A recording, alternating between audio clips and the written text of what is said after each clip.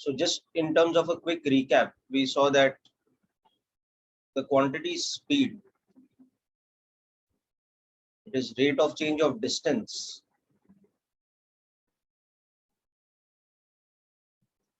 with respect to time. Okay, this is the definition of speed. So in context of that, there are two types of speeds that we measure. One is the average speed. So the average speed is defined for an interval of time.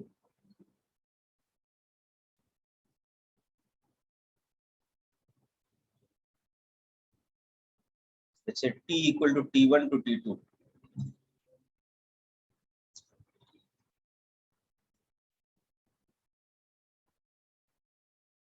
Is the total distance during that interval.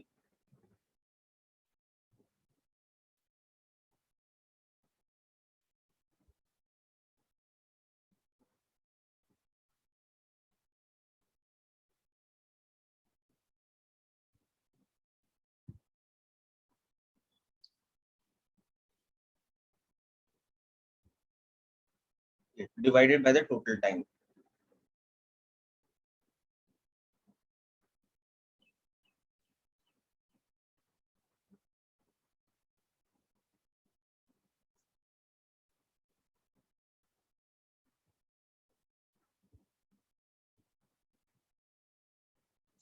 Whereas the other type of speed that we define is the instantaneous speed. So that is defined as the speed at a particular instant.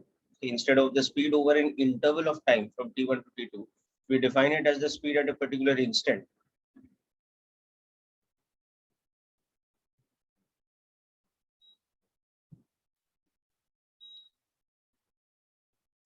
So that is defined at an instant.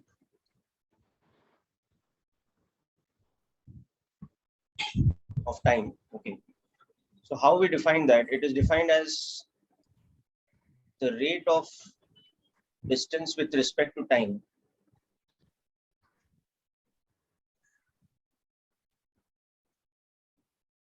over an extremely short interval of time.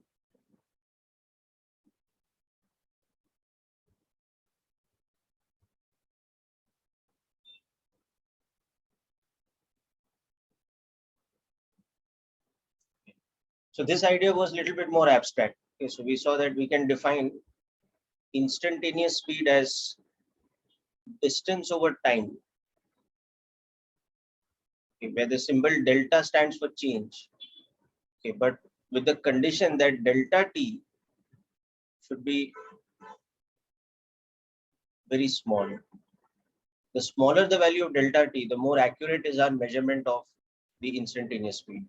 Okay, so here we are using the general notation where the symbol delta stands for change.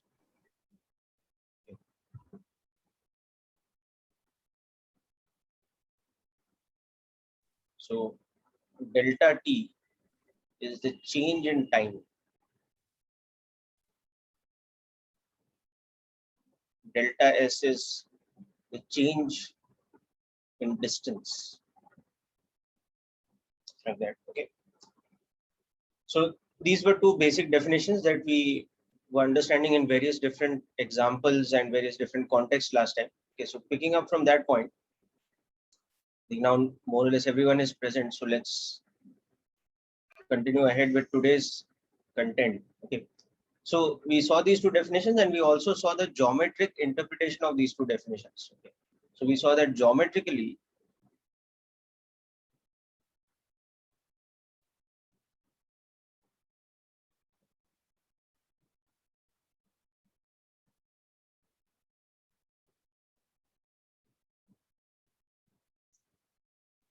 if we draw distance versus time graph,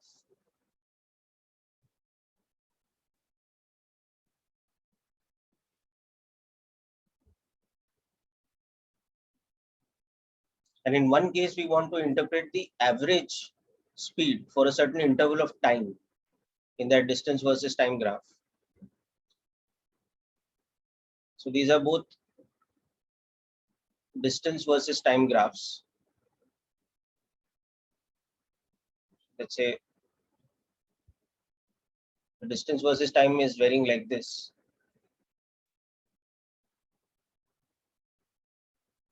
Okay. Now let's say in the first case, I want to find the average speed from this time t1 to this time t2. So V average from t1 to t2. So in terms of graph, if we analyze what that quantity is, we can see that what we'll have to do here is in this graph, we will have to find out the value of S1, that is the distance covered from the beginning at that instant of time t1. Okay. Then again, we'll have to calculate the quantity S2, that is the distance, total distance from beginning to the time t2. So that will be the y coordinate at this point. Okay. And then these 2 points, they represent my instants of time t1 and t2 on the distance versus time graph. So my definition of average speed between t1 and t2 becomes this interval, which is s2 minus s1, divided by this interval, which is t2 minus t1.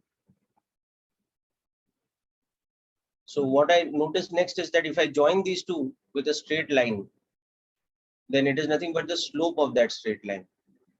So we had seen that this type of line is given a special name. It is called the secant line. Okay.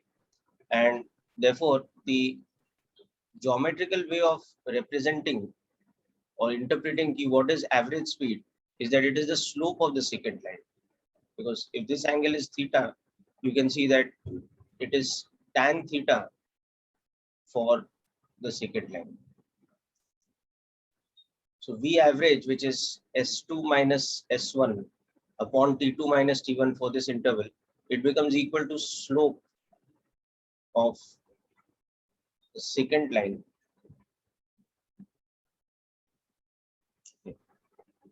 which is joined from T equal to T1 to T2. So it is basically tan theta. Sir, why tan theta? Because tan theta is defined as perpendicular upon base. It's a trigonometric definition. So you can see in that right angle triangle that we got over here, this right angle triangle here, this one, you can see perpendicular upon base, that is tan theta, right? Yes, sir. Is it clear, beta? Yes, sir. Thank you, sir. Okay.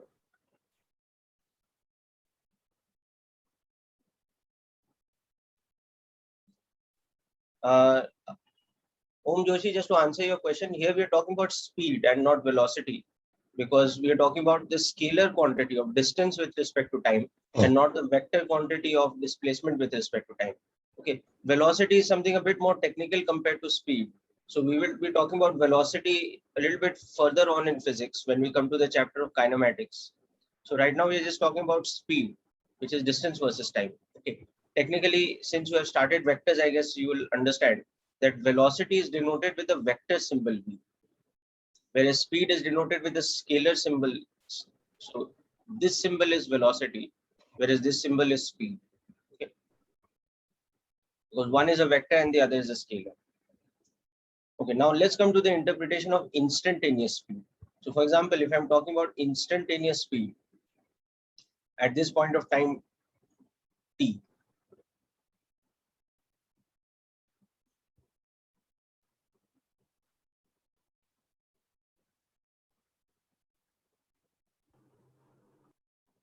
at the instant of time t equal to t.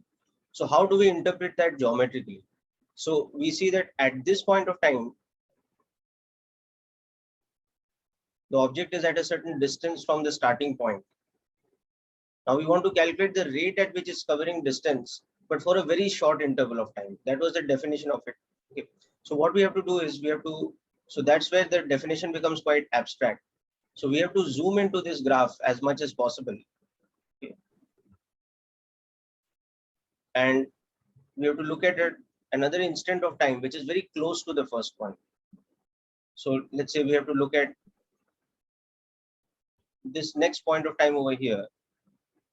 So the closer this second point is to the first one, the more accurate my graph, the more accurate my calculation will be. So this should be a very, very small interval of time. This should be a delta t, which is very small. The smaller it is, the more accurate my ultimate calculation of instantaneous speed is going to be. So during this small interval of time, if it has covered a distance delta s, okay, then the instantaneous speed, as we know, it becomes delta s by delta t, for delta t being very small. So here you not to P1 and P2. Sorry, beta, come again. Couldn't hear you. Sir, instantaneous speed, the formula is delta S divided by delta T. Hence, you not took T1 and T2, right? We can write it as T1 and T2, but the thing is that the delta t is very small. Okay, so we don't write it as two separate intervals of time. In fact, when we see the calculus definition, okay, that delta t is so small that the 2 points almost merging with each other. So that is why we don't write it as T2 minus T1. Is it clear, beta? Yes, sir. Okay. So now we see that if we join these 2 points with a straight line, okay, then when we zoom out of the diagram, that straight line becomes a different type of line. Instead of being a secant line, it is what we call a tangent line, because the 2 points are almost merged with each other. So that is the difference between average speed and instantaneous speed when it comes to the geometrical meaning. For average speed, it is the slope of the type of line which is called a secant line, which we get by joining 2 separate points on the graph. Whereas instantaneous speed is something we get by drawing what we call the tangent line, which is a line that is basically passing through almost a single point. It's not 2 separate points, because when I zoom out, these 2 points are so close that they are merged into 1 point. So in terms of graphical or geometrical interpretation, the instantaneous speed becomes the slope of the tangent line.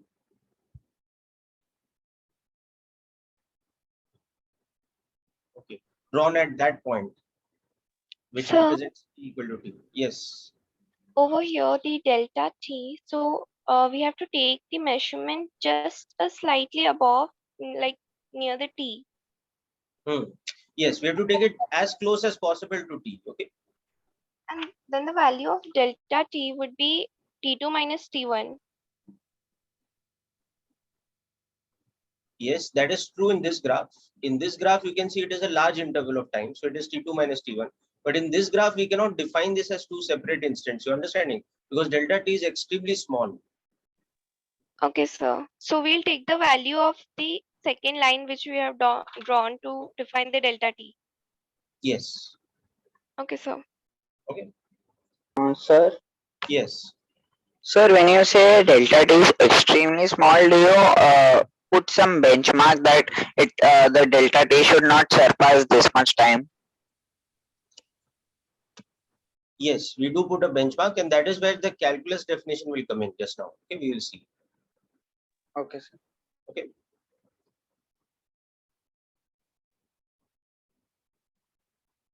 Okay. When we are talking about the physics thing of measurement, now, we will say that the smaller the value of delta t that our instrument is measuring, the more accurate the instrument is. So yes, there will be a benchmark there also. Okay. But more important for us is going to be the calculus definition, where we'll see that delta t is extremely small, so it's so small that it's tending to 0. So then the 2 points are actually merging into each other. So that is going to be the benchmarking as far as calculus is concerned. Okay.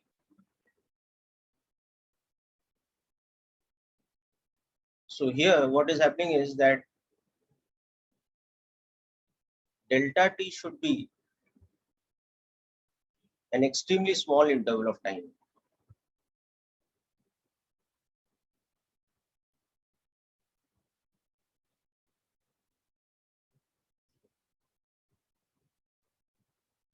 So these are some of the ideas that we discussed in the last lecture. So as you saw that the definition of instantaneous speed is not very satisfactory right now. That is why all of you are having these questions in your mind that how do we benchmark delta t? Can we write delta t as t2 minus t1 in this case? Of course, we can write t2 minus t1 as delta t in this case. But what about in this case? In the second case, can we write this delta t as t2 minus t1? Okay, so all these questions are coming because the definition is not 100% satisfactory yet. It is just a definition that is based on, you can say, an everyday understanding of instantaneous speed. Based on what we understand, it's measured as, like a speedometer or a speed gun, how it measures the instantaneous speed. It measures it by calculating the distance covered in an ever so small interval of time. And as you know, with technology, the the instrumentation improves, so does the measurement of instantaneous speed improve, because with increased technology, with improved technology, we are able to measure the distance in a smaller and smaller interval of time, and from that the accuracy of measuring instantaneous speed increases with the improvement of technology. Okay, but it still doesn't give us a proper maths definition of what instantaneous speed is. So that is where the whole new branch of mathematics for us, which is basic calculus, is going to come into the picture, so that it can give us a more accurate definition of what exactly we mean by this thing, that it should be extremely small. What do we mean by this exactly? How do we benchmark this? So that is the story that calculus is going to help us with. In fact, the particular branch of calculus called differential calculus. Sir, I was telling, yes. So may I ask? Yeah. So I was asking that that small delta t which you marked, that at any random point we have to mark that, like it should be just closer to that time point, that red line. Yes, we can measure the instantaneous speed at any different point on the graph, and it, in general, unless it's a straight line graph, it will have a different value, no? Because the tangent will have a different slope. You understanding, no? So for example, we saw that an object that is in free fall, last time we were discussing, an object that is in free fall, the distance versus time, it should look like this, that in equal intervals of time, the distance is increasing by a larger and larger factor because its speed is increasing.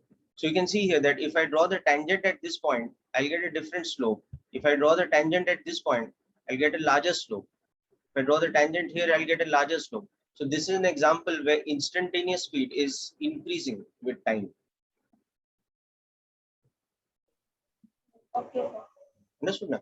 Similarly, if we had an object which is moving, but in such a way that it's moving on a rough surface, so there is friction.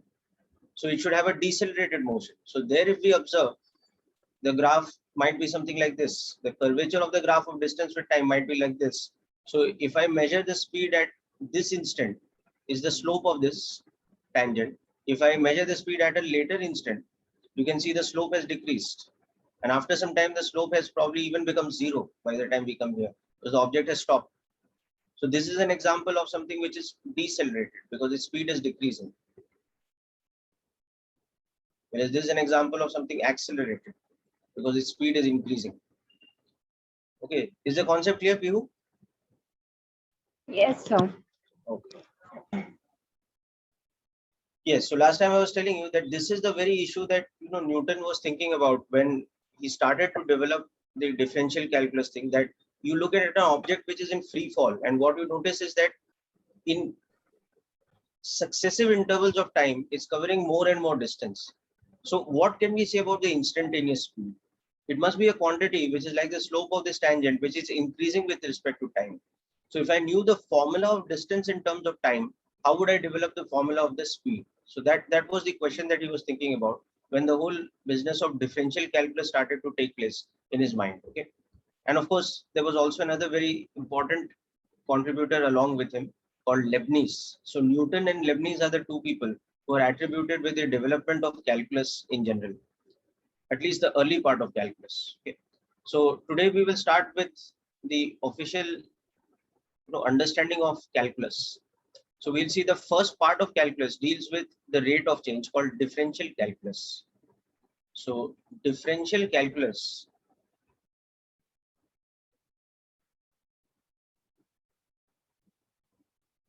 this is a branch of mathematics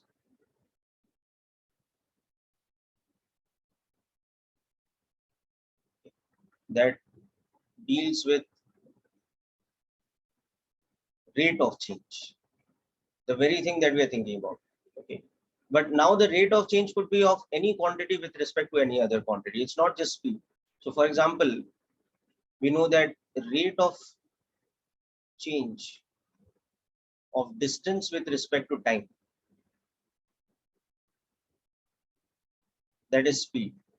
But that's not all. We also know that, for example, rate of change of speed or velocity with respect to time, that is acceleration. Okay. Later we will study in Newton's laws that rate of change of momentum with respect to time, that will be force. Further later in the chapter called work energy, we will see that rate of change of potential energy with respect to position, that has something to do with, it's not exactly, but it has something to do with a type of force. So there are various different types of rate of changes that we are concerned with in physics. Okay, not just the rate of change of distance with respect to time. Okay, and that's why this whole business of differential calculus becomes very important for us. Okay, so before we start differential calculus, let's understand something called functions in maths, because differential calculus is something that applies to functions.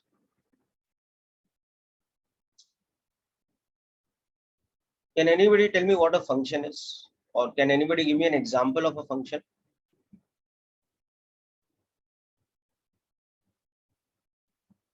Have you heard the term function before? Yes, sir. Yes?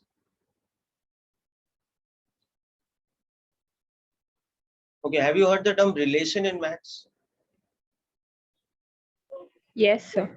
Okay, so function is very similar to a relation. Okay, so what is a function? It is defined as a relationship between two variables. Okay, one is called an independent variable and the other is called a dependent variable. So a function's definition is this: a function is a relation. Okay, and the relation could be given by a maths expression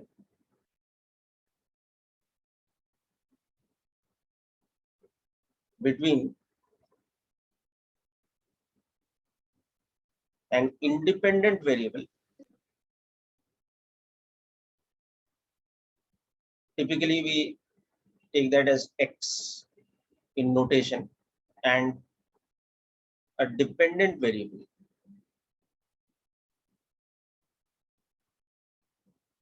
typically we say it as the symbol y. So for example, if we write the equation y is equal to x cube plus 6, okay, this equation now it represents a function.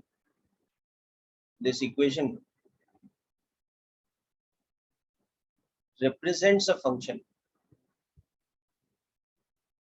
okay, such that x is an independent variable. So that means we can take the value of x independently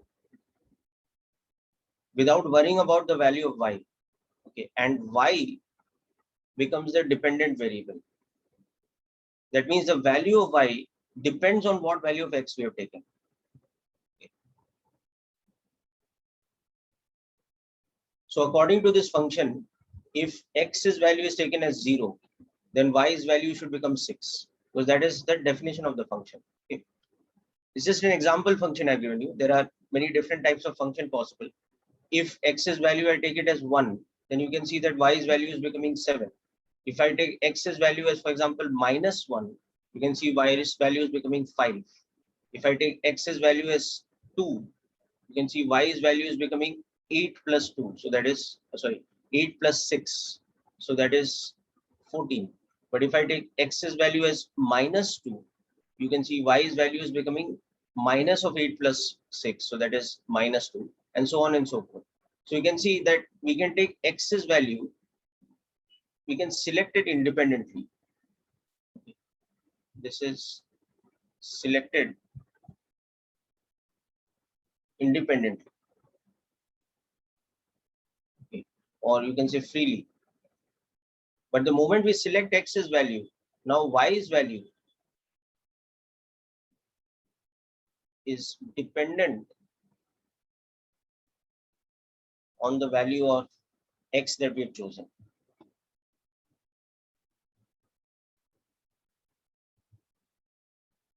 Okay. So that is why x is called the independent variable and y is called the dependent variable. So this is an example function. Now the general symbol that we use for function is this symbol. You might have seen this in maths before. This is the symbol used for. This is symbolic representation of y is a function of x. This is the symbolic representation of this. Okay, so just make a quick note of this. We'll see more examples of functions. Okay. Now it is a convention that when we express a function, whatever variable is on the left hand side, okay, left hand side of the equality symbol, जो भी variable left hand side में है, that is the dependent variable, and whatever expression of the variable is there on the right hand side, that is the independent variable. Yes, there was some question. Sir, can you please just re-explain the definition of function?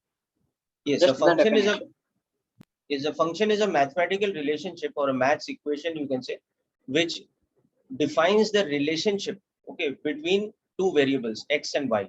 Like you see this example over here, it's representing a relationship between x and y. And what is that relationship? That y's value is equal to cube of x plus 6. So any relation of this type that gives you, okay, a connection or a mapping between one variable and another, that is called a function. Now the function is always written in such a way that on the left hand side we have what we call the dependent variable y, and on the right hand side we have the independent variable which is called x. Yes, Pivu, what is your question, beta?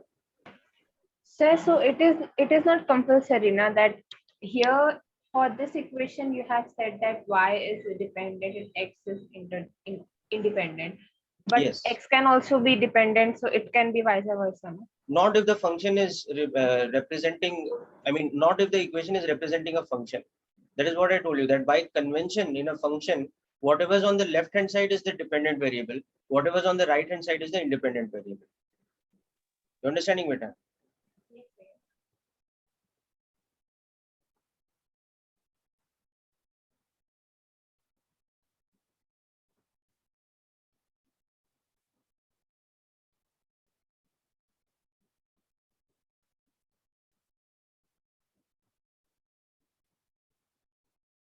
The whole purpose of a function is that it has to give us one dependent variable in terms of another independent variable.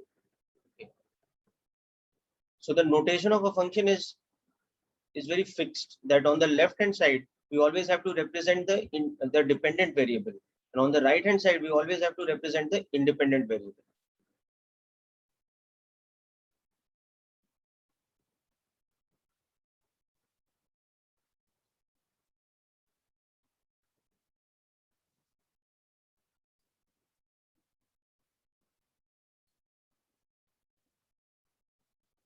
Sir, Yes.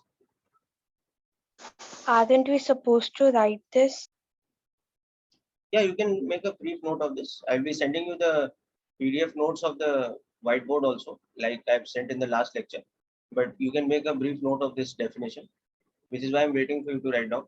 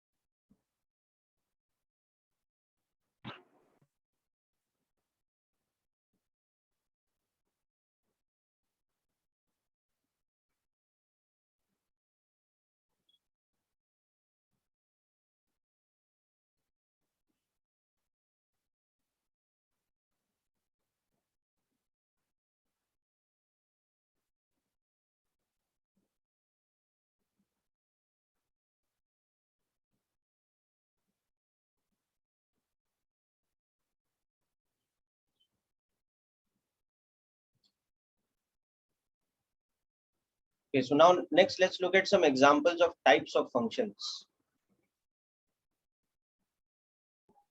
So we have not completed. So Peter, can you speak a little louder? I couldn't hear you. So I said actually I was not completed. I have not completed. Not completed writing down. Yes, sir. Okay. Please be a little fast then. Yes, sir.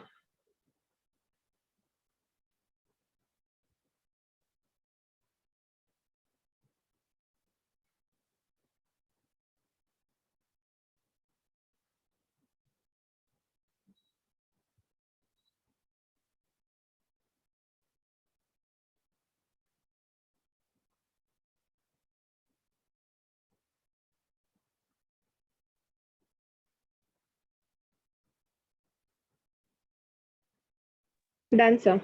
Oh, very good.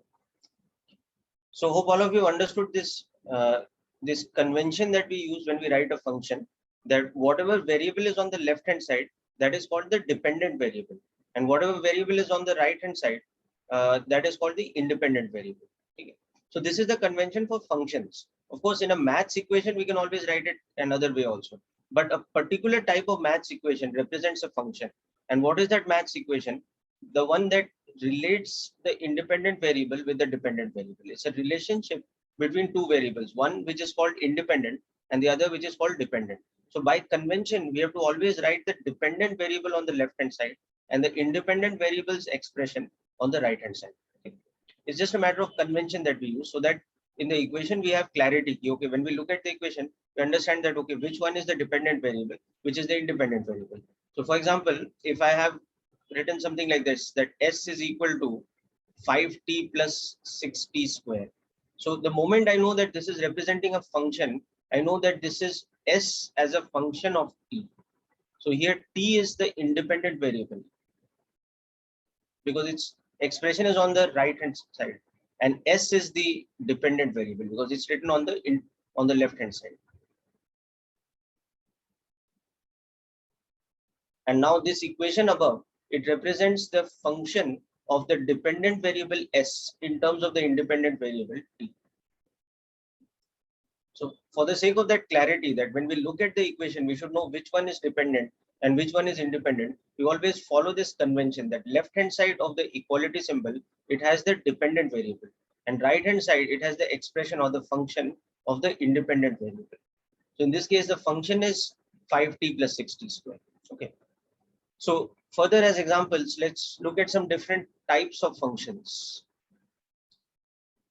So we'll just look at some examples of types of functions. There are infinite types of functions, generally speaking, in maths. Okay. So obviously we can't look at each and every one of them, but here we'll look at some examples. So the first type of function, it is called the linear function, because it is represented by a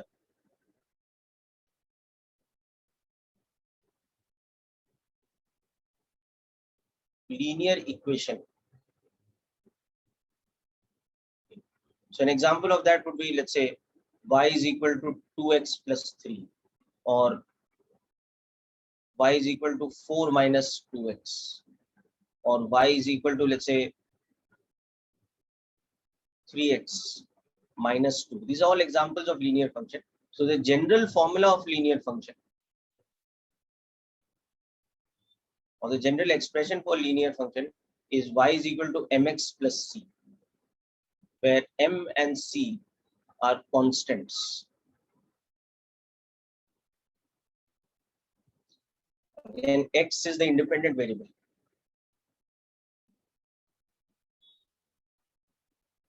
And y is the dependent variable.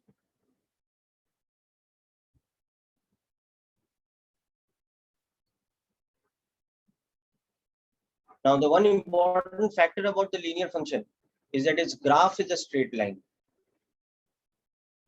Linear functions graph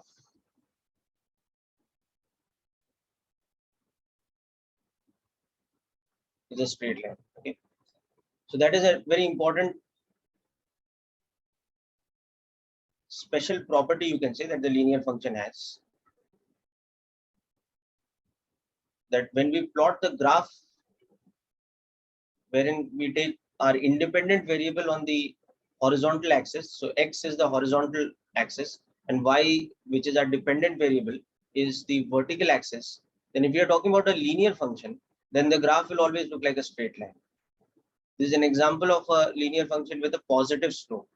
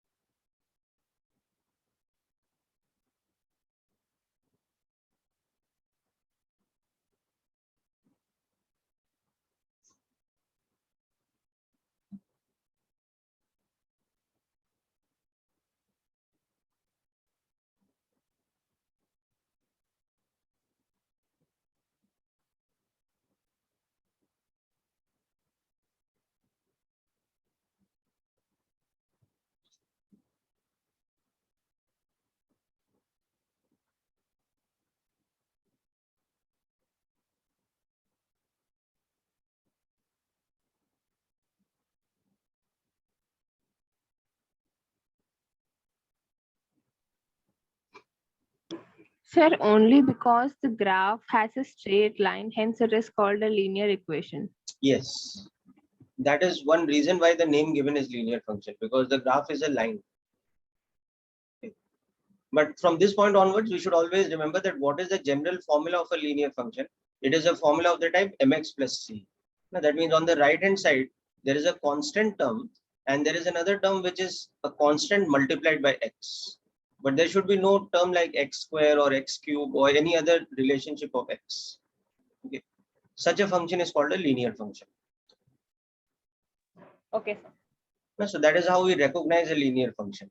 So you can see that all the examples that I have shown you, they are of this type, because there is some coefficient into x, some constant term multiplied by x plus another term. So even this is an example of a linear function. Suppose I have y is equal to 4x. This is also a linear function. It's a linear function where the constant term c is 0. Yes. Sir, how will the graph look? Sir, how How will the does? graph look? Sir, how will the graph look when m will be negative? You know that, beta. ये सब तो आप 9th-10th में पढ़े हुए हो. M is negative, the graph looks like this. This is an example of how the linear function looks when m is negative.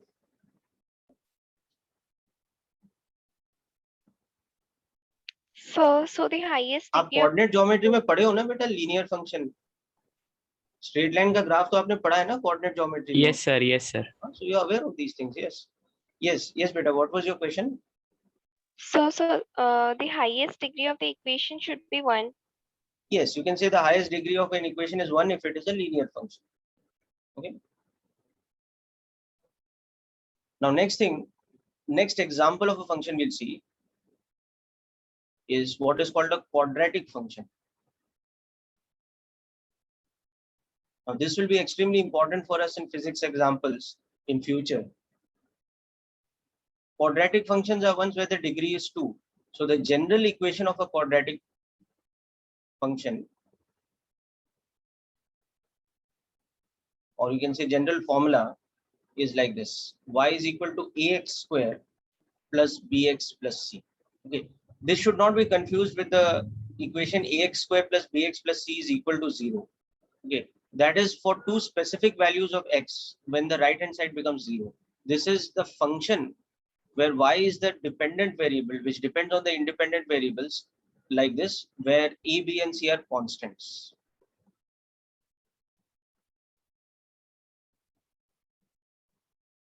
Now obviously for it to be a quadratic function, a should be a non-zero constant. because otherwise it reduces to a linear function. Okay. So B and C can have any values including 0, but A should not be 0 for it to qualify as a quadratic function. So an example of this is y is equal to x square. Okay. So this is the most basic quadratic function. And if you look at the graph of this function, just for reference,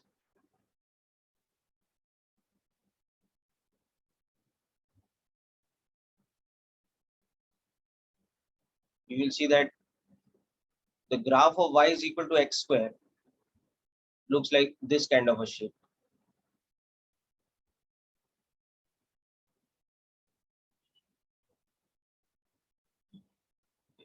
So the two sides are supposed to be symmetrical.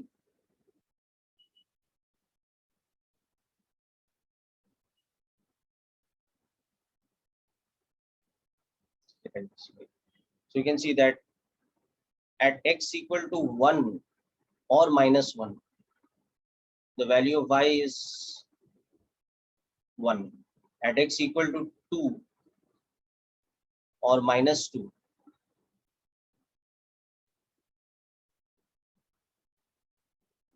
the value of y becomes 4, and so on and so forth.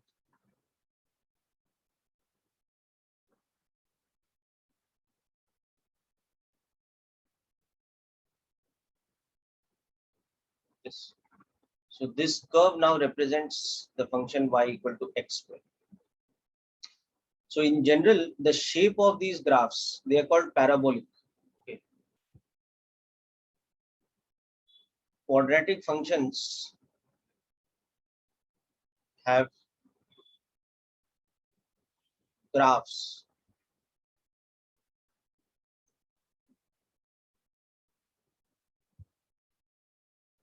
called parabolas. So this type of a shape, it is called a parabola, or it is called a parabolic curve, or parabolic graph.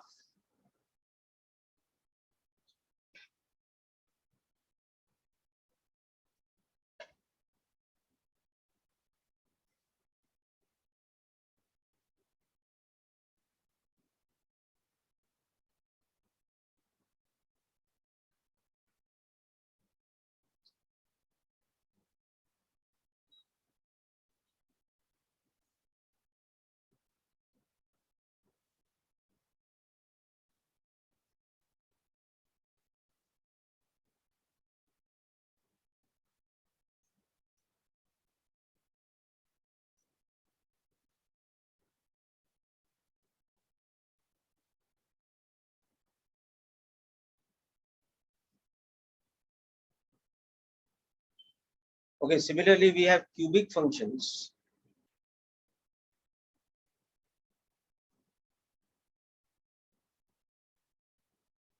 Where, as you might have guessed, the maximum degree of x is 3.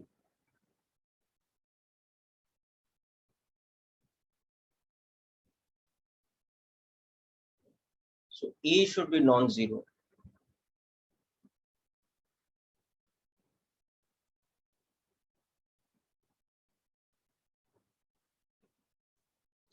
So on and so forth. So we have a general category of functions which we call polynomial functions.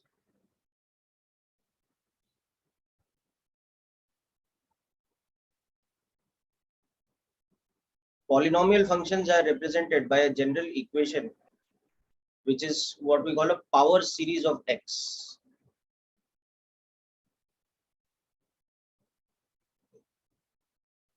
Up to some maximum power, let's say x to the power n. So these are all constants.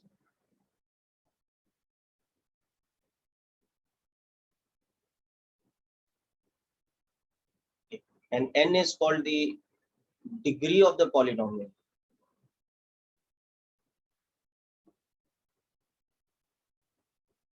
Okay. So for example, n equal to 1 becomes a linear function. N equal to 2 is a quadratic function. n equal to 3 is a cubic function. So this is just all some general information that you should be aware of functions. So since A, B, C, D, they are constants, so these Yes. constants should not be equal to 0. B, C, only and D can be 0, but A should not be 0 for it to qualify as a cubic function. You understanding now? Just like for a quadratic function, the x square term should definitely be there. No? B and C can be 0, but A should be non-zero for a quadratic function. So like that for a cubic function, this term of x cube should be non-zero. No? No? So A should not be 0. B, C, D can be 0 or may not be 0. It depends. Okay. Thank you, sir. So yeah. So y is equal to x cube is an example of a cubic function, as is y is equal to, let's say, x cube plus 2x plus 1. Okay, but this one is not an example of a cubic function. Y is equal to x square. Why? Because there is no cubic term.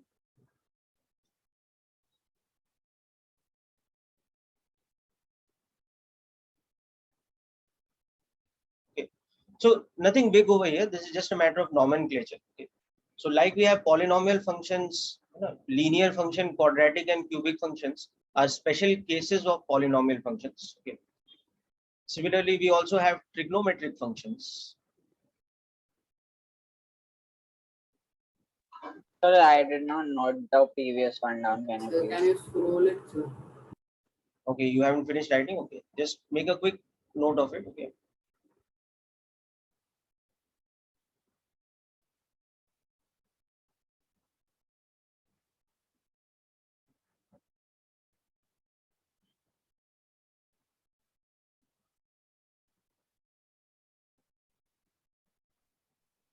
Sir, Yes.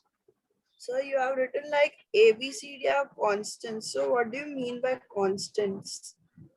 What we mean by constant is constant. Something that does not change is called a constant.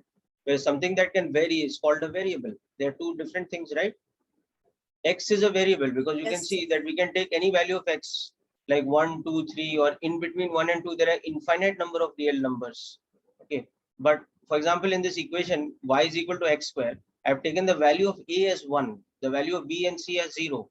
So they are fixed quantities, no? They are constants. Is it clear now? yes. Yes, sir. So another way of saying constant is that it's a fixed quantity. It should not vary.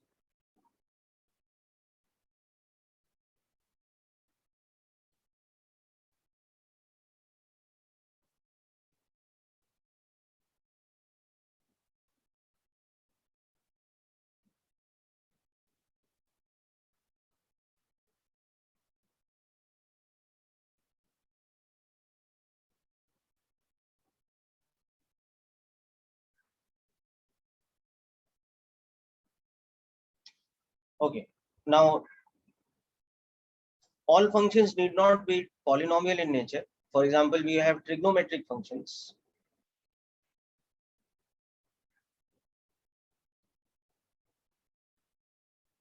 An example of that would be y is equal to sin x, or y is equal to cos x, or y equal to tan x. These are some of the most basic basic trigonometric functions. Okay. You also know that if we write y as 1 by sin x, you can also write it as cosec x, and so on and so forth. Okay. We could have this kind of function also, that y is sine square x. Okay. So sine square x means it is sin x's whole square.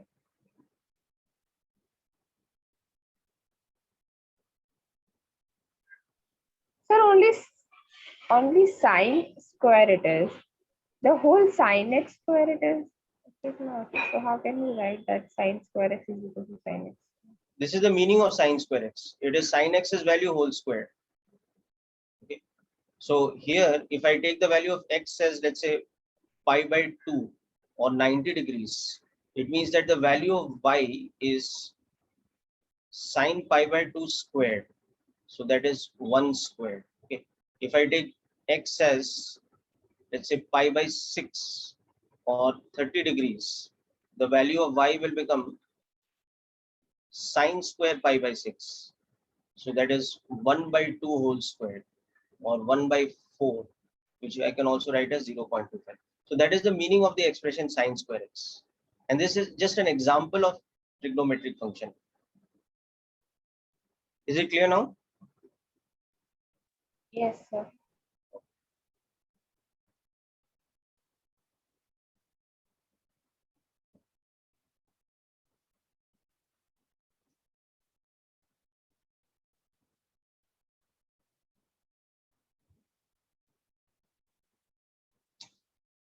Okay. So at this stage, we are just looking at these examples. But as I told you, in maths, there are infinite types of functions. So we can't really get into that over here. As we learn more in physics, we will learn a couple of more types of functions in physics also. But most of the time in physics, we'll be dealing with functions like linear functions, quadratic functions, the basic trigonometric functions like sine x, cos x, etc. Once in a while, we might come across a cubic function or something more complicated like a sine square function. But generally, it's the basic functions like quadratic, linear, sine, cos, etc., which we'll be dealing with within physics subject. Okay. There'll be two other important functions called exponential and logarithmic function, but I will come to that later.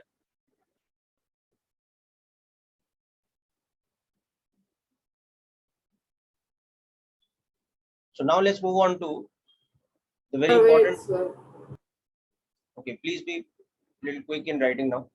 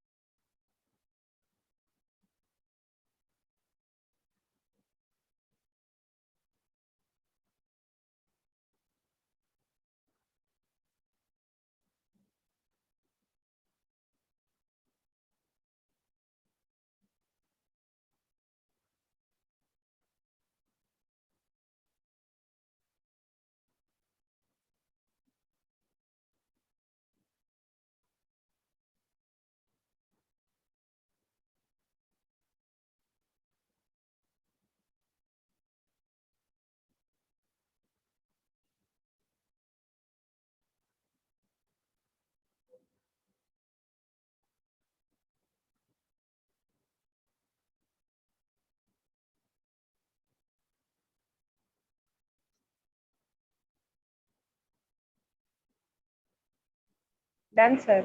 Oh,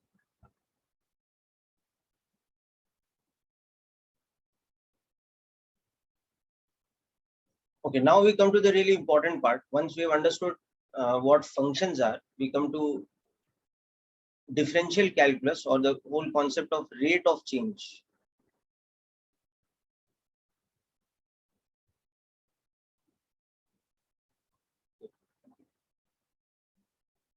For a given function,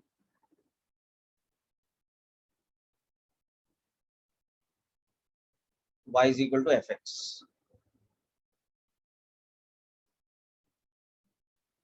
Once again, there are two types of rate of change. The first rate of change is called the average rate of change. Okay. So it is like average speed. It is defined for an interval of x, let's say x equal to x1 to x equal to x2. So the average rate of change is defined as the change in y upon the change in x. But here the change in y becomes y2 minus y1. The change in x becomes x2 minus x1. So for the given function,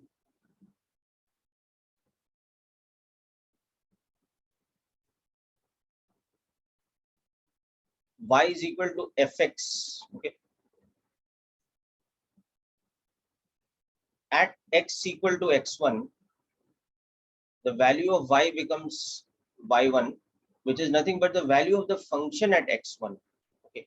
And at x equal to x2, the value of y becomes y2, which is nothing but f of x2. So accordingly, the definition of average rate of change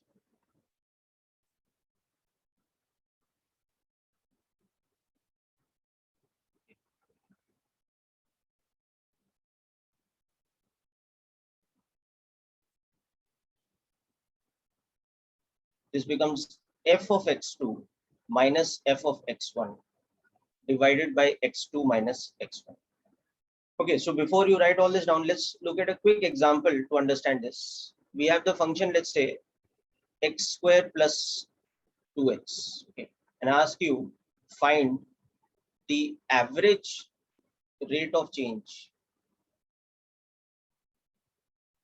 from x equal to, let's say, 1 to x equal to 2. So how will we do this calculation? We'll just apply this definition. So we'll just apply this definition. So my x1 is equal to 1. So y1 will become f of 1. So that is nothing but substitute the value of x as 1. So that is 1 square plus 2 into 1. 5. So that is 3. No? And my x2 is this value. So that is equal to 2. So my y2 is the value of the function at 2. So that is how much now? It is 2 square plus 2 into 2. So that's how much now? 8. Correct. So what will be my average rate of change from this point to this point? So delta y by delta x from x equal to 1 to 2, that will become f of 2 minus f of 1 divided by 2 minus 1. That is this thing now. y2 minus y1 upon x2 minus x1. So I'll substitute these values. So it becomes 8 minus 3 divided by 1. So the average rate of change is becoming 5. Yes, Piyu, you have a question, Beta? So what does x and y denote here? Could be anything. Huh? I mean, for example, x could be time and y could be displacement. X could be time and y could be speed. Okay, x could be displacement and y could be velocity. So that we're not concerned with. Okay, x is some independent variable, y is some dependent variable. So what is the average rate of change of y with respect to x for this interval of x equal to 1 to 2? So that is the thing we are more interested in. Okay? This is the function given to us. So this is the given function y equal to fx, where x is any independent variable. So you can right now you can just think of x as a number. It need not be a physical quantity also. Okay. So y becomes another number, which is the dependent variable. Okay. Sir, And so now we are except one, calculating. we can also take x as 2 or 3, like that way. Sorry, come again. Sir, is it compulsory to take x1 is equals to 1 and x2 is equals to 2, or we can take any There value? can be any. See, if we are calculating average rate of change for any interval now. Now, in this particular example, the question is asking us to calculate it from 1 to 2. So we are taking x1 as 1 and x2 as 2. If the question had asked to calculate from 100 to 500, you would have taken x1 as 100 and x2 as 500. Following. Is it clear? Yes, sir. Okay. So now in this, what we are doing, we are calculating the average rate of change. Okay, of y with respect to x. Okay, for which interval? From x equal to 1 to x equal to 2. So because we have taken the interval from 1 to 2, that's why we are substituting x1 as 1 and x2 as 2. If we had taken the interval as something else, we would have substituted x1 and x2 accordingly. Okay, so this is the formula, this one here, and this is how we implement the formula in an actual practical problem. Average rate of change is given finally by this formula. It is f of x2 minus f of x1 divided by x2 minus x1, or we can also write it as y2 minus y1, because y2 is f of x2, y1 is f of x1. So it's y2 minus y1 divided by x2 minus x1. So I'll just scroll up so you can write down the definition first and then come back to this example. So we will see that there are two types of rate of change, average and instantaneous. So in this, we have first seen the definition of average rate of change. So it is always defined for an interval of x from x1 to x2. And for that interval, this becomes the definition.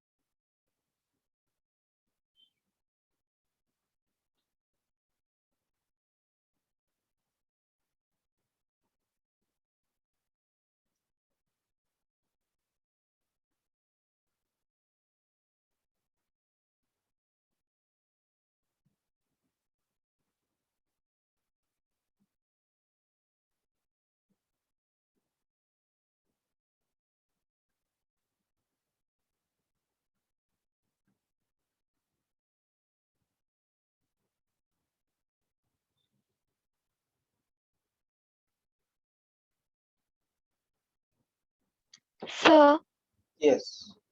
in every case of average rate of change, the formula will remain the same, like delta y upon delta x. Yes. Y2 minus y1 upon x2 minus x1. The only difference will be what is the value of x1 and x2 given to us in the question, right? And what is the function? So from that we can calculate what is y2 and what is y1. Okay, sir. Understood? No? Yes, sir.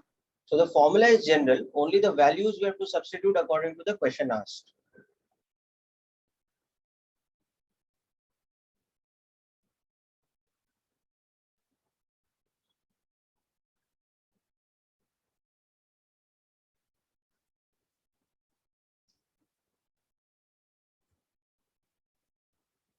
Sir, Yes.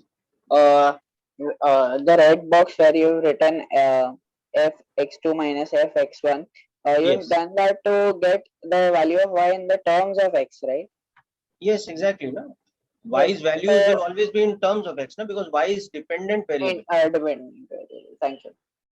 So what is y2? It is the value of the function. That's see, we've written it above over here. What is y2 or what is y1? It is the value of the function at the point x1, or y2 is the value of the function at the point x2. So that is why delta y is replaced with f of x2 minus f of x1. It is the change in the y coordinate divided by the change in the x coordinate.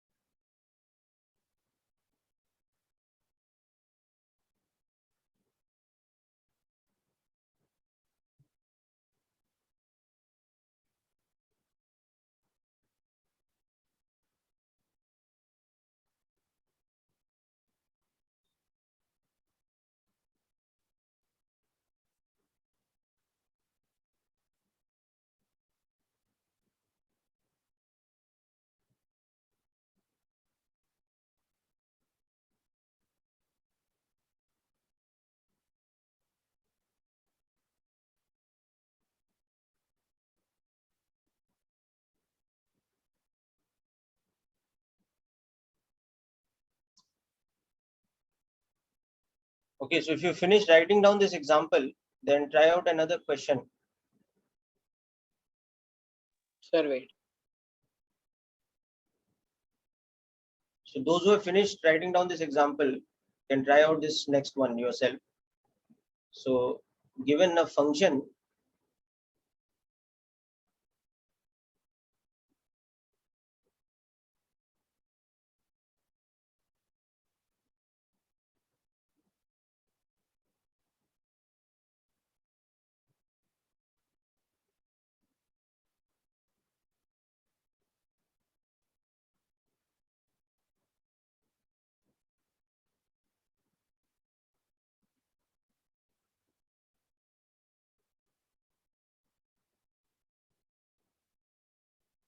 okay, just work this out.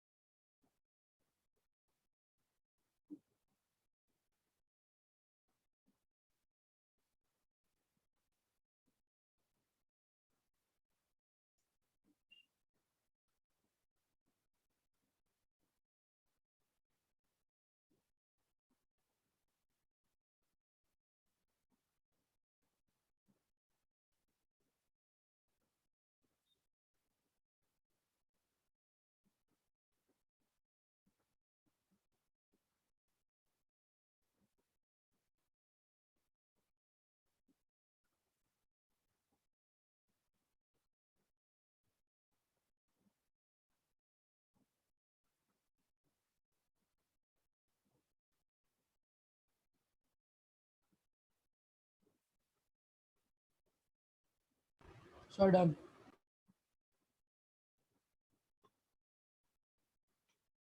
So done. Okay, so what are the answers we got? Let's check out. Okay. All right, so yes, Bhomik, correct. Check other people's answers also. Manas, your first part is correct. Let me check the second part. Sadh, correct. Ayan, Veer, Sanvi, correct answers, all three of you.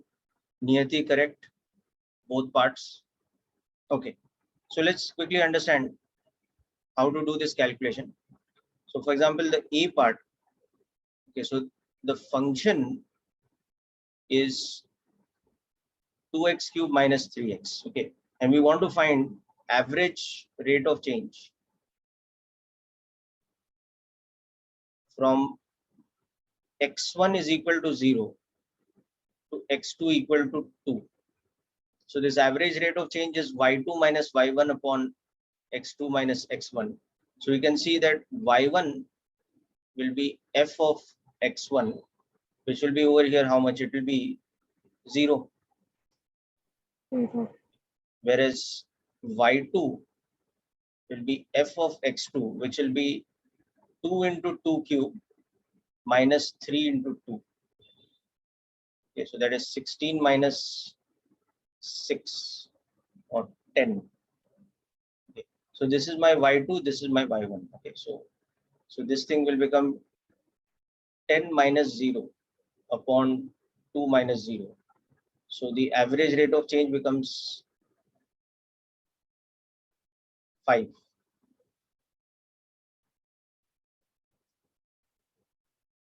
For x1 equal to 0 to x2 equal to.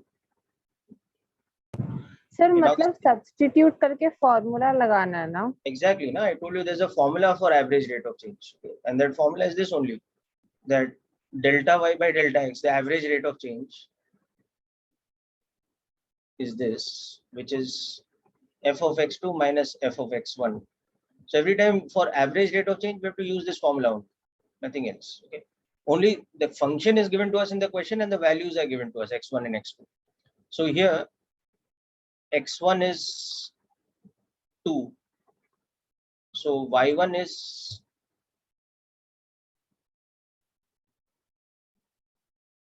so this value we've already seen number, so you can just copy it down, it's 10, but x2 is now 4.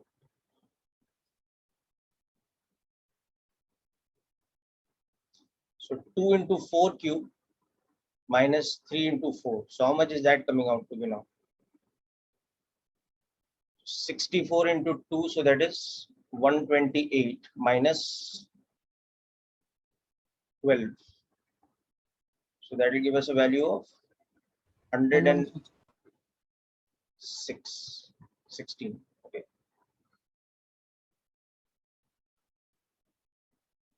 So this time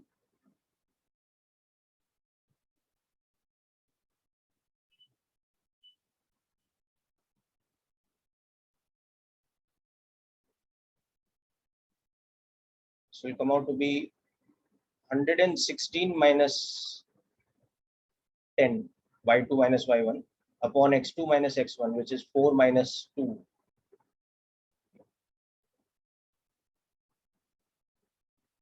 So 53. Okay. So many of you got this correct.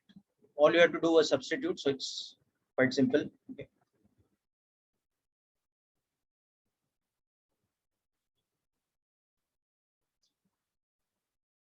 Sir, Yes.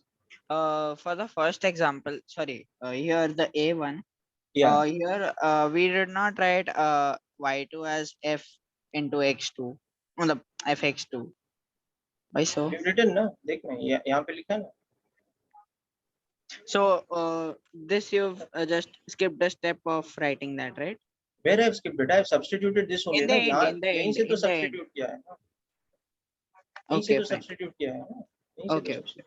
Acha, so in the end, when you write the box, at that time it's not important to write fx2. I have to calculate the value, na beta. So this come from this formula only, na, that what is y2? It is f of x2. Okay. What is y1? Na? Okay.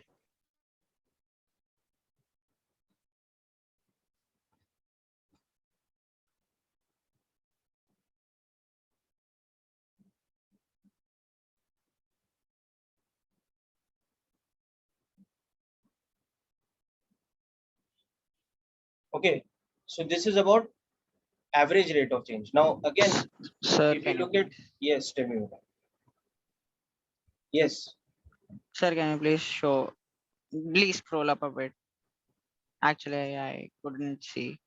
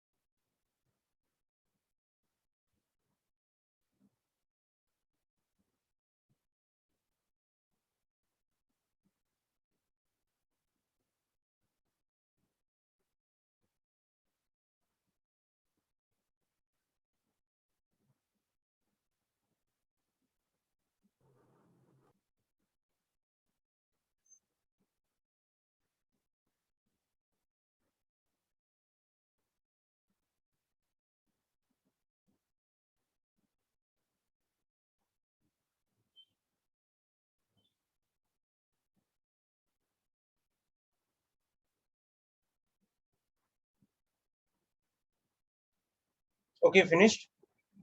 Sir, wait for 1 minute. Yes, sir, done.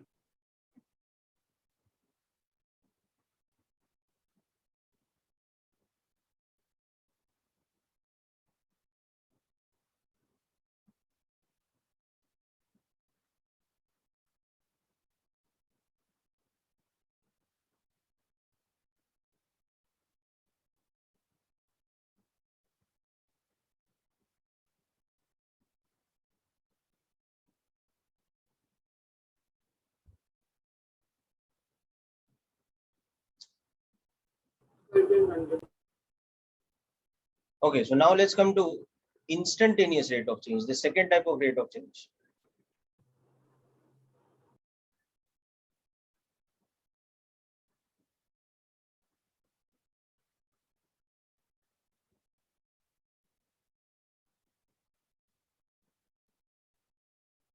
So instant for a function y is equal to fx, we use a special symbol for instantaneous rate of change. Okay, and that special symbol is dy by dx. You might have seen this symbol before, you might not have. Okay, so this is the special symbol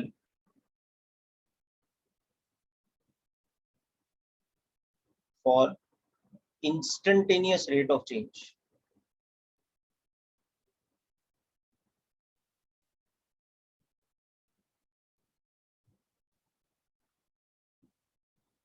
Of y with respect to x.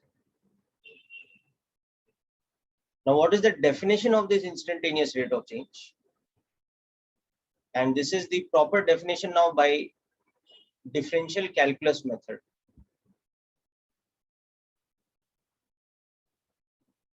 Not an everyday definition that we'd seen before, but a proper differential calculus definition. This is delta y by delta x, that is a change in y upon the change in x, but with a special condition applied on it. And that condition is called a limit. Okay. So we write the limit like this.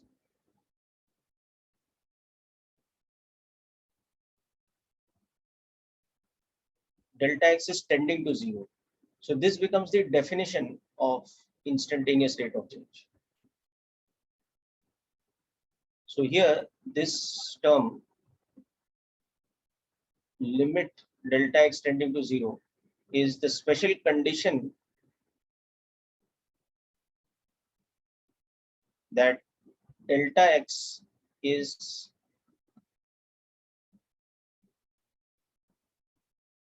tending to 0. It's so small that its value is almost equal to 0.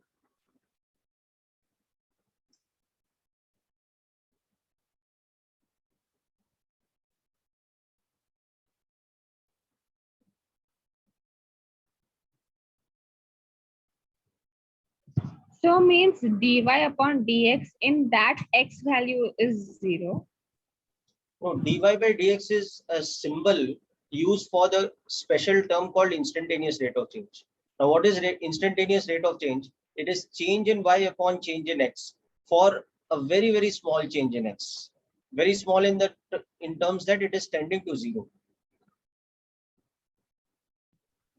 So sir, formula is that of interest. This is not the formula, beta. This is the definition, which is why I have written down very carefully here. That this is the definition. Okay.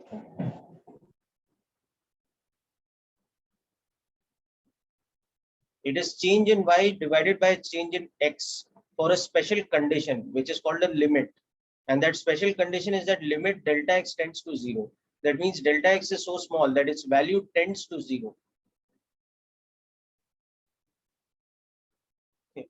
So how the definition applies in terms of formula, that will become clear later. First, just write down the definition.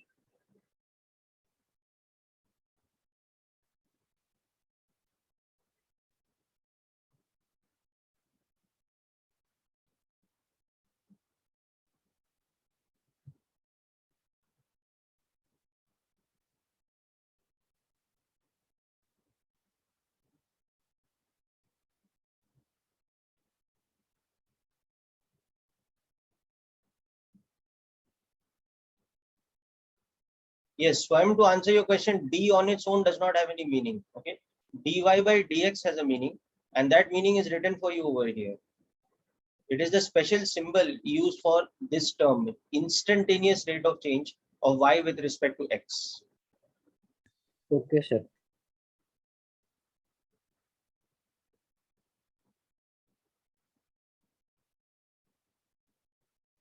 Okay.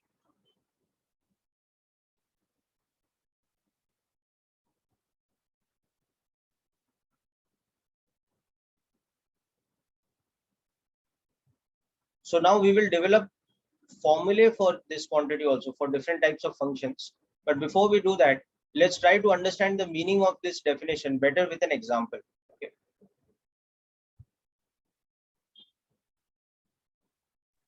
Sir, can you please show the above just for a minute?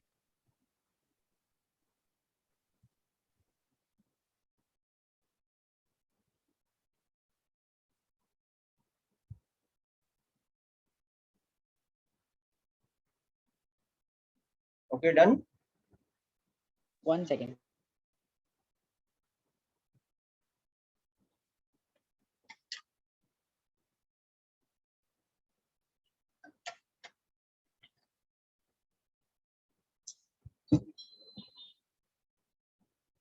Yes, sir. Okay. So now, before we develop the formula for how to calculate instantaneous rate of change, remember I have not given you any formula yet. For average rate of change, we had that formula. If it is f of x2 minus f of x1 divided by x2 minus x1. But here, instead of a formula, we just have the definition as it. So let's try to understand how to calculate this by taking an example. So we have this function y equal to x square, which we have talked about earlier. Now we want to find the instantaneous rate of change.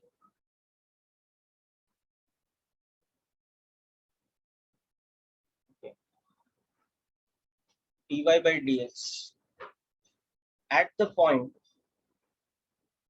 x equal to 2. So obviously, what is instantaneous rate of change is at a particular point. It is not for an interval. So it is defined. Now we want to calculate it at the point 2.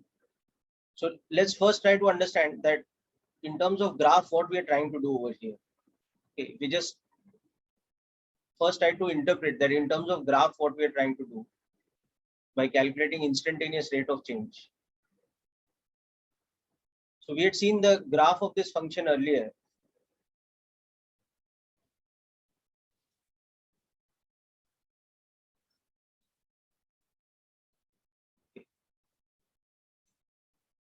So let's just concentrate on the positive side. Okay.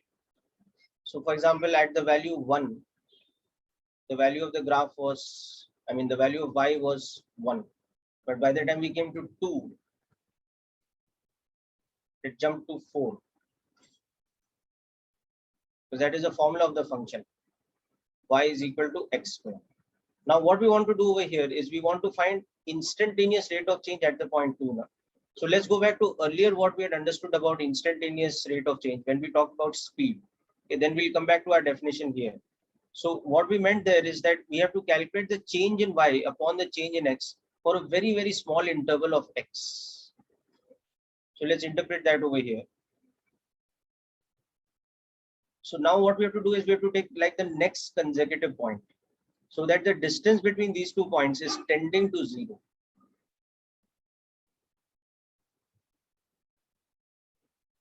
And correspondingly,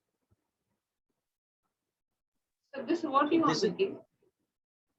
This is going to be our dx, which is basically a delta x tending to 0.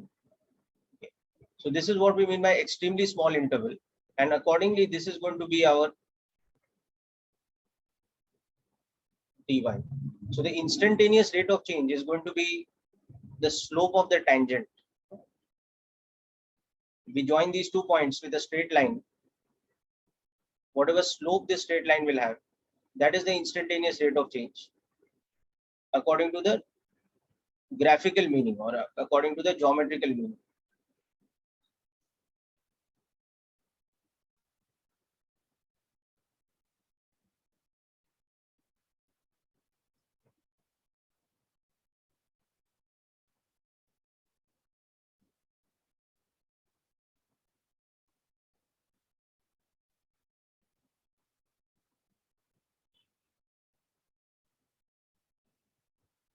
But this is with the limit that delta x should be extremely small.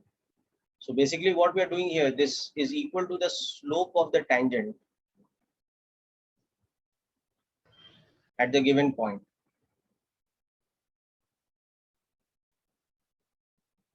Which is x equal to 2. So let's try to calculate this slope now algebraically. Because we are given the function, let's try to calculate it algebraically using this definition. Okay. So let's take some suitable value of delta x to calculate this, okay, such that delta x should be very small. Okay. So now suggest me some value of delta x which is reasonably small. Anyone? Sir, 0.2. Sorry, 0.2. 0.2. Can we go a little bit smaller than that? 0.02. Yes. Okay. So let's take delta x as 0.02, for example. Okay. Then what will be my delta y? Let's see. Okay. So then this first point that I'm taking at x equal to 2, what is the value of y? It is 2 square, so it is equal to 4. Okay. But at x equal to 2.02, okay, what will be the value of y?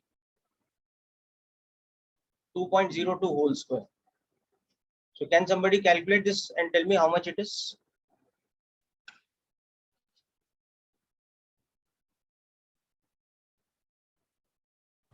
Sir, 4.0804.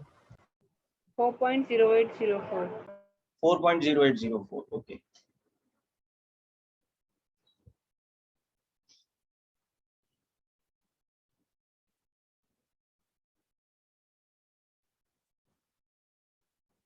Okay. So now you tell me. So this is basically our x plus delta x now.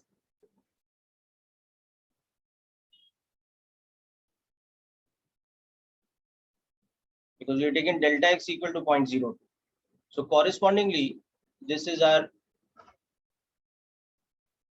y plus delta y, where we have taken the value of delta x as 0.02. So how much we are getting delta y by delta x now?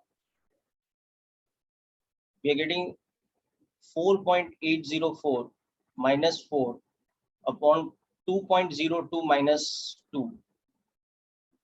Sorry, 4.0804.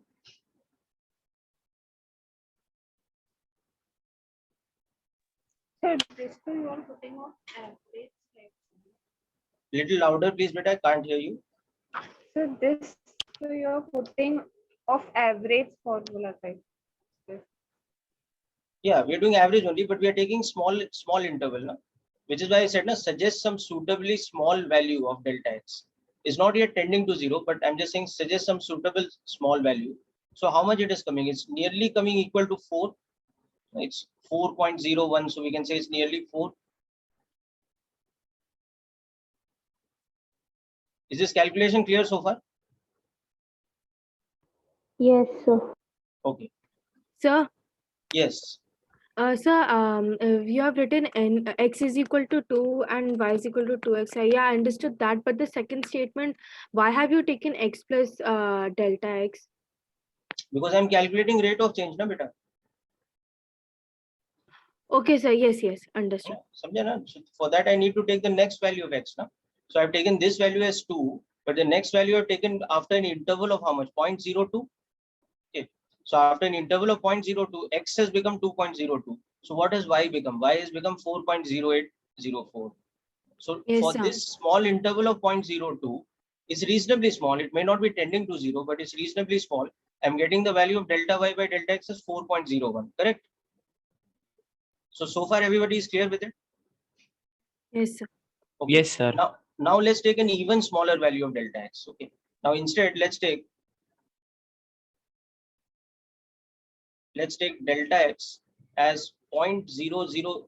Okay, so this is quite a bit smaller than this. Now let's see what we'll get. Okay, so at x equal to 2, y's value is 4, but at x plus delta x this time, which is 2.001, what is y plus delta y? It is 2.001 squared. So let's do this and check out how much we get. Okay. So we'll get basically 4.002 something. Okay. Sir, 4.004001. Yes, we'll get like this kind of value. 4.004001. So now let's check out what we are getting for delta y by delta x. We are getting 4.004001 minus 4 divided by 2.001 minus 2. So we're getting 0.004001 divided by 0.001. So we are getting a value like this now. We are getting 4.001. Okay, which is even closer to 4 now. See, this was 4.01. Now this is 4.001. So can we see a trend? The smaller the value of delta x we take, the closer we are coming to 4. Yes, sir. You understanding? So now you can probably do a bit of guesswork that if I took 1 after 6 places of decimal, then I would have got 4.006 place of decimal 1. So that means the smaller the value of delta x I'm taking, the closer this rate of change is coming to the value 4. So the closer the slope of the tangent is coming to 4, the closer I take the second point to the point x equal to 2. Sir, we are calculating the slope. Yeah, this is the slope. Na? Delta y by delta x is the slope of the tangent here, provided delta x is very small. Yes? Yes, sir. This is the slope of the tangent at that point. So what will be a perfect tangent when the second point that I've taken has merged with the first point? Got the idea now? So when I draw the perfect tangent, this delta x should not be like 0.001 or even 0.00001. It should be much smaller. It should be so small that it's almost equal to 0. So in that case, what will happen? This number will be so close to 4 that we don't have to approximate. It's actually equal to 4. Okay, so this is what is showing me by that series, that if delta x was actually tending to 0, then what will happen? Then delta y by delta x will actually become what we define as dy by dx, because we are applying the limit. So it will become the proper instantaneous rate of change.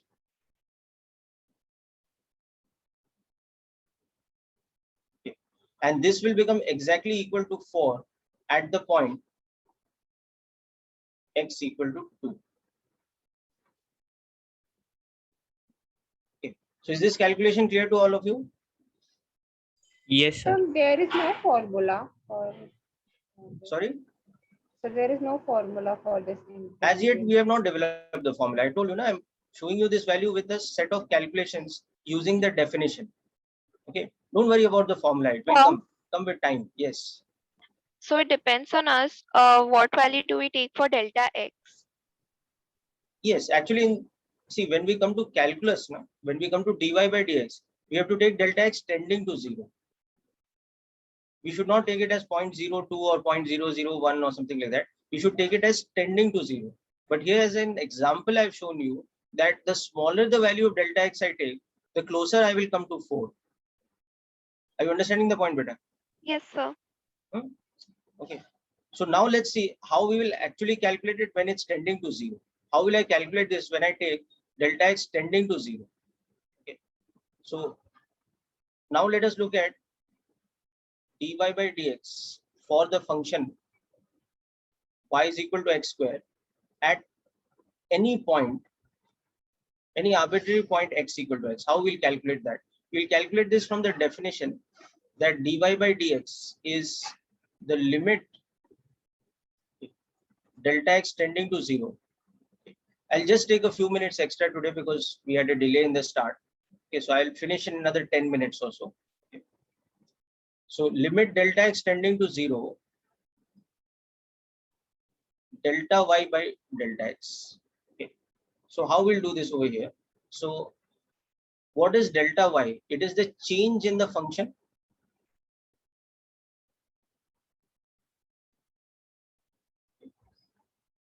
So it is x plus delta x whole square minus x square divided by delta x. So is this statement making sense to all of you now? Sir, this last one I not understood. X plus delta. Okay. So when x is equal to x, what is the value of y? X square, right? When x is equal to x plus delta x, what is the value of y? It is y plus delta y. That is equal to how much? This much? Yes, sir. Clear now, no? Okay. So for example, when x was equal to 2 earlier, we saw that y was equal to 2 square. But when x became 2.01, y's value became how much? 2.01 squared. No? So it became x plus delta x squared. So is it clear now? Yes, sir. So can you repeat? I couldn't get it.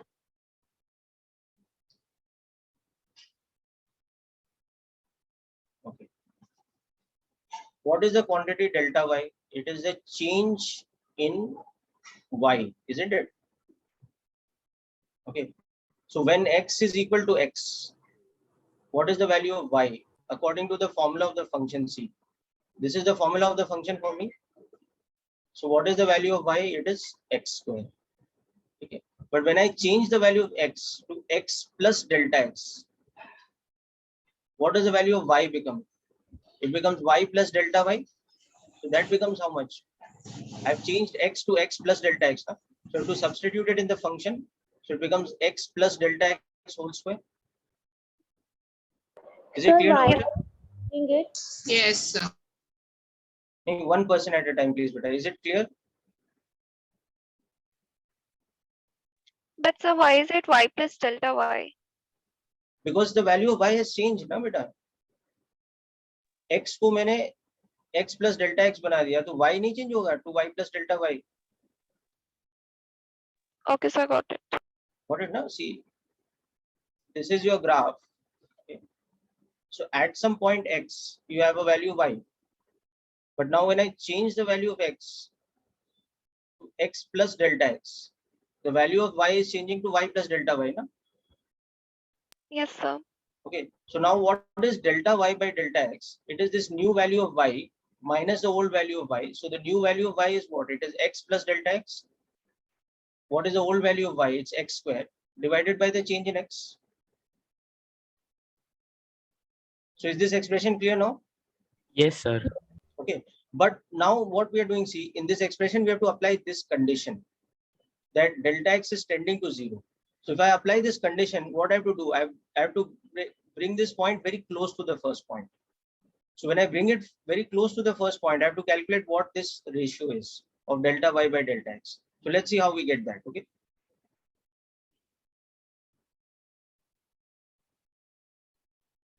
So dy by dx, which is limit delta x tending to 0 of delta y by delta x.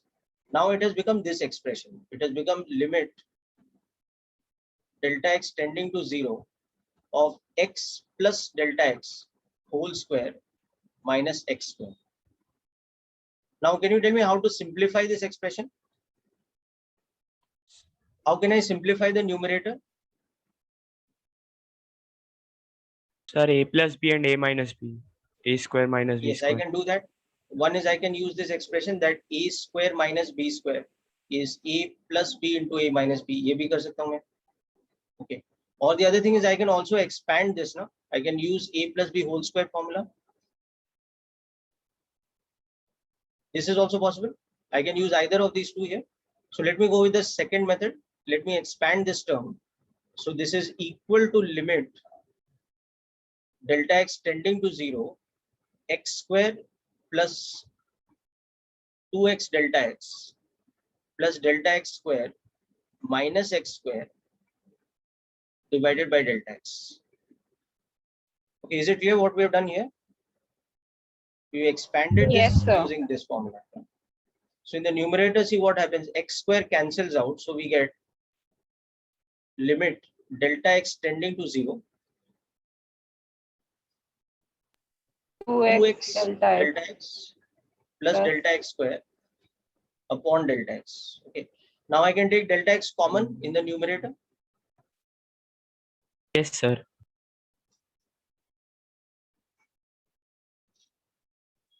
So it will become 2x plus delta x, okay, divided by delta x. Now see, we come to a very critical step. I can cancel this. Why I can cancel this? Because delta x is tending to 0, but delta x is not equal to 0. It's almost equal to 0. Okay, it tends to 0, but it's not equal to 0. So 0 by 0 is an illegal operation, but anything non-zero divided by itself is 1. So we can cancel this. So we are sure over here that delta x's value is not 0, it is tending to 0. So there's no problem in cancelling delta x by delta x as 1. Okay, so what we are left with finally, we are left with the idea that we have the limit that delta x is a very small quantity tending to 0. 2x plus delta. Okay, so then compared to 2x, delta x is very small now, so it will become 2x. Okay. You ignored that delta x because it tends to delta x is now I have made it tending to 0. No? So compared to 2x, it's 0. No? Like imagine delta x is 10 raised to minus 30. So compared to 2x, that delta x is negligible. No? So its value is equal to 2x. You understanding? Sir, can you repeat the Yes, last part? sir, yes, sir. See what is happening. Delta x is tending to 0. So what this shows us, since delta x tends to 0, okay, its value can be neglected compared to 2x. Okay, so 2x plus 0 would be 2x only. No? So that's why 2x plus delta x, but under the condition that delta x tends to 0 is equal to 2x only. Is it clear now? Yes. Yes, sir. Yes, sir. Okay. So what it's telling me that in general, So finally, what is the meaning of this statement? That in general, if y is equal to x square, then at any point x equal to x, the instantaneous rate of change is equal to 2x.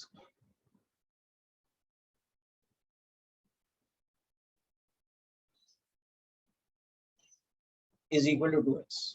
So for example, at x equal to 1, the instantaneous rate of change's value will become how much? It will become 2. At x equal to 2, the instantaneous rate of change's value will become how much? 2 into 2, it will become 4. So when you think of the graph of y is equal to x square, you realize that this totally makes sense.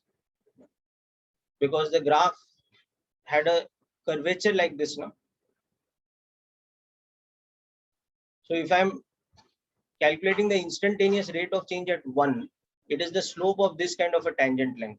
But if I'm calculating the instantaneous rate of change at the point 2, you can see that the tangent line has become like this. So its slope has increased. So at 1, the slope was 2.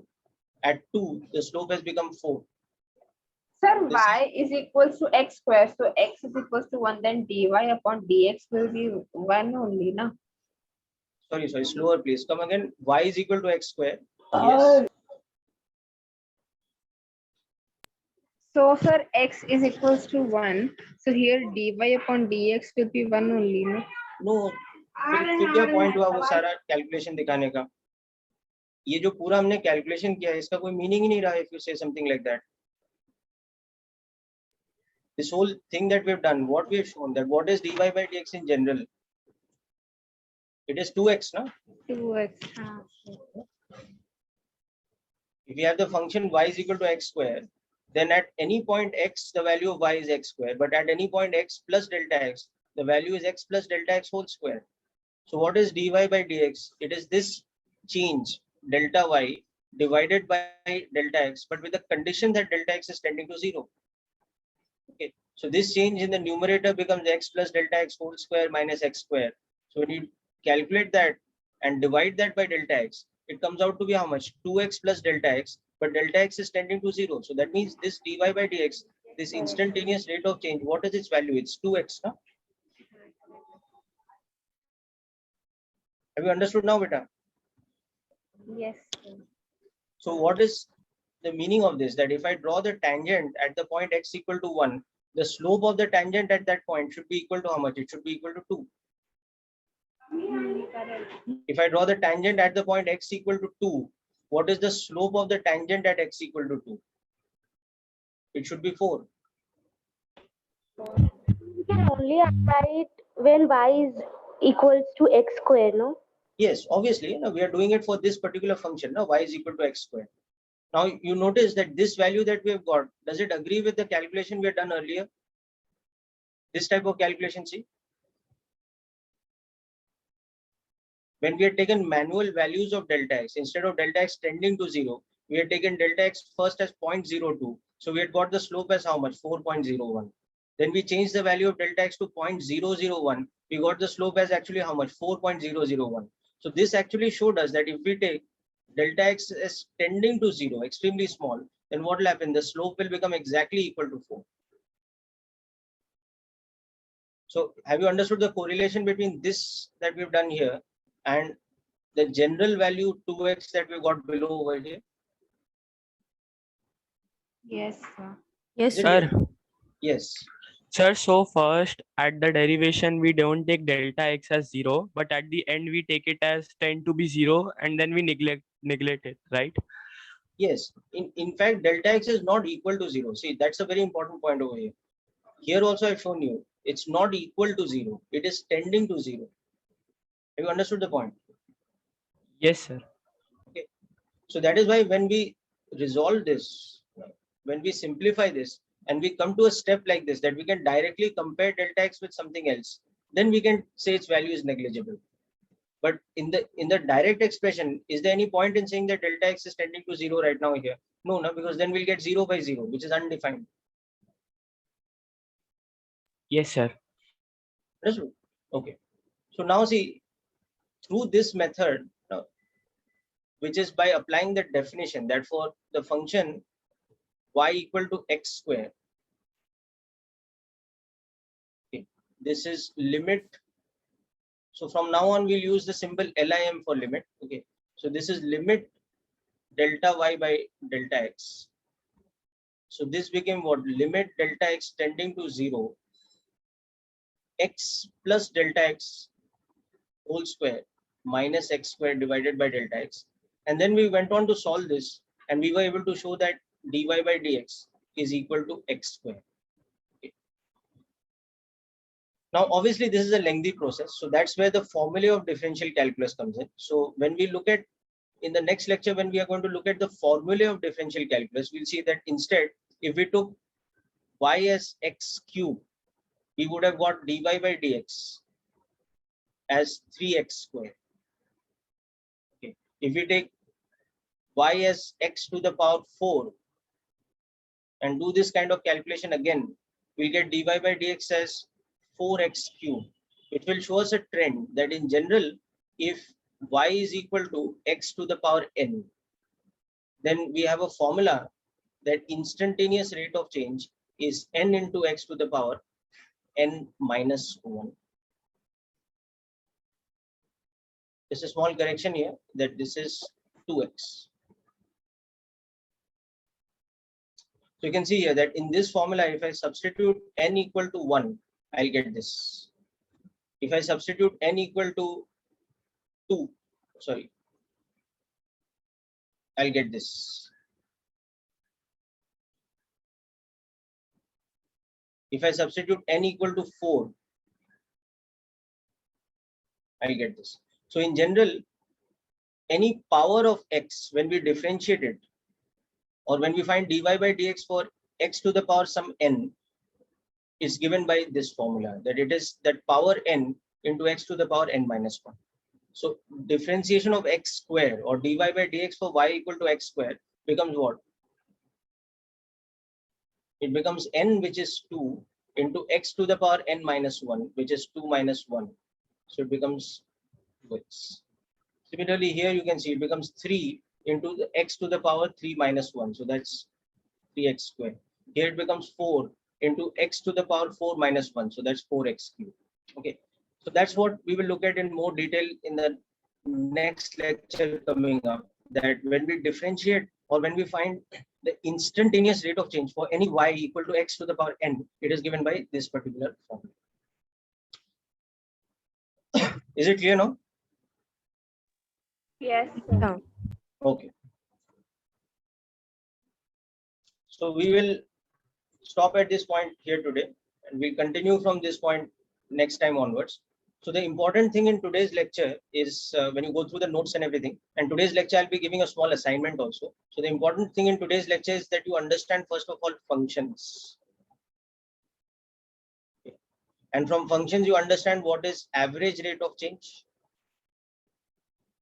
For that we have seen a formula. And what is instantaneous rate of change. For that we have just seen the definition till now.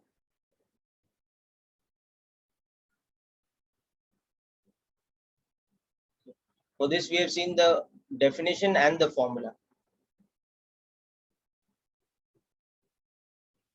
Okay. Then we have applied the definition and formula of average rate of change to a couple of examples. So make sure you revise that. And there will be some questions in the assignment which you can do based on that. And instantaneous rate of change, we have only seen the definition today, but we've also seen how we can apply the definition to the particular function y is equal to x squared. And this derivation that we have done over here. That y, if we apply the definition of instantaneous rate of change to the function y equal to x square, then the rate of change comes out to be 2x. Okay, so make sure you revise through this also carefully, and any doubts that you have while revising, please keep them noted down with you, so that next lecture when we begin, we can start with those doubts. Okay, don't worry about this formula yet. This we will look at in detail in the next lecture. So in the assignment that I will give you, there will be nothing based on this formula, because we haven't discussed this in detail yet. I'm just giving you an idea about what is coming up in the next lecture here. So in the next lecture, we will see that this follows a trend, that differentiation of x square is 2x. So like that, dy by dx for x cube becomes 3x square. For x to the power 4, it becomes 4x cube. So in general, for x to the power n, it becomes nx to the power n minus 1. Now, why this happens and how exactly this happens, that we'll look in the next lecture. Okay, people? So that's it for today's session, people. Wish you all the best. Okay. Thank you, sir. Provide these notes, no? Yes, I'll be Thank you, sending the sir. notes and the recording like every lecture. Okay. And so what is the assignment you didn't said? I will be sending that also.